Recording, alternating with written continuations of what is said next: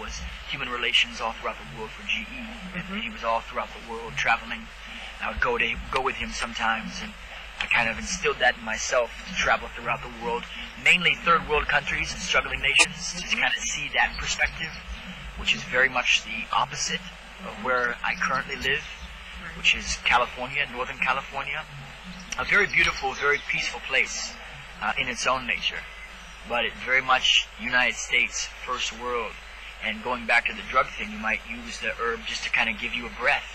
Yeah. A breath of time in that space, you know, when you're in a place like Jamaica and you're around all your friends and you're relaxing and your day is spent just to try and collect some food or whatnot, and you know, you might smoke some herb around there, relax and all that. You know, that is the island, that is the atmosphere. Everyone's meditating, everyone's relaxing, walking around, everyone's going to the beach, everyone's, you know, going to the water, going to the river, going to those things, and just hanging out, cooling out in the shade. In California, America, it's run, you know, go to your job, go pay your this, go pay your bills, taxes, don't forget that, don't do that, you know, make sure this is the end of the month for this, you know. That gives you that little, right, you know. It's hard to keep that perspective and live in that light of the struggle of the people and trying to gain ground for human rights for all people and all nations when you're in the middle of this huge monster of, you know, of activity. So my daily life is trying to find that balance between the music, the mission, the works, and still living in that American society of, you know, consumer and those things. Well, what do you think of the situation in the third world? I don't know. It is. I mean, you know, the history of all of us and where we've come from, you know, it's a lot of stuff. You know, third world versus first world. And, you know, really America, you know, as you travel through Europe and you see the old historical places that have been around for, you know, thousands of years in some cases, you know, castles and things on the hillside. It seems like the first world of America is very different than any place in the world, you know. It's very much modern and very much, you know, our old, you know, historical places are not very old and historical, you know. Everything is very, very much present and very much, you know, it's consumer, you know. We are, that is our whole claim to fame, which is money and commerce. And, you know, America is a huge, vast, wealthy nation in comparison to the third world.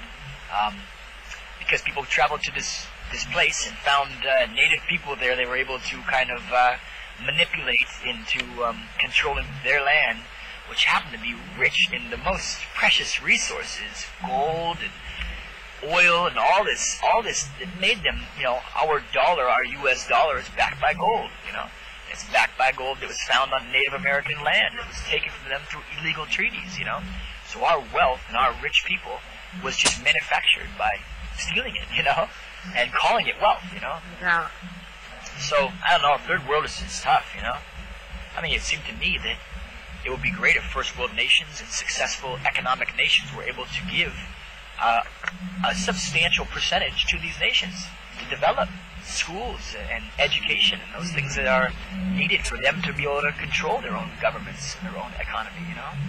Yeah, so maybe that's really almost maybe a vision of yours for the human race. It would be great. It would be great to see, you know. Again, that goes to our leaders, you know. If you had if the vast majority of political leaders are really caring people, wow, you know, great things could happen. If the vast majority of people are like, well, you know, it's a tough system. You can't change things like that overnight. You know, we have to make sure that our, you know, our commerce and our money and our, you know, fiscal things stay and keep advancing, and we keep getting more and more money. Then it's not going to work. It's not going to work. You're going to continue to have people like us who sing the music about suffering and struggling, and people like them who continue to say, yeah, well, they just don't understand, you know. We got to keep what we do focused and keep trying to keep that thing growing, which is not how I see it. Right. So, in conclusion, you know, what is your wildest dream? Wildest dream? Wow. That is a really good question. That's a really good question. I don't know. I hope life continues, you know? I hope that, you know, here we are outside in the sun, and, you know, it isn't like we're talking in some depressed time where we're living underground because the sun is, you know, radiation and all this stuff. You know, the moment of togetherness and betterness and awareness is right there. I hope that we can evolve towards that. It's all about that. It's all about seeing the life in its grandness.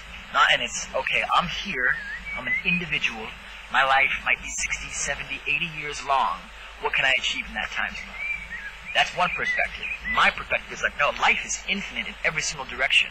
I'm here as a moment in time, as a part of that energy, which existed long before all that, you know? I mean, the first instance of us, energy, positive and negative, you know? I mean, that's just what it is.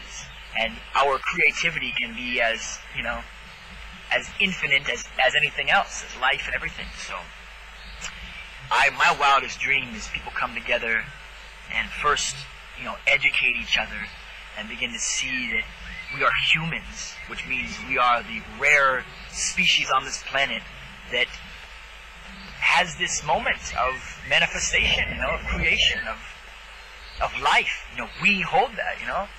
We are knowledgeable of this, you know, of trees, of the beauty of land, you know.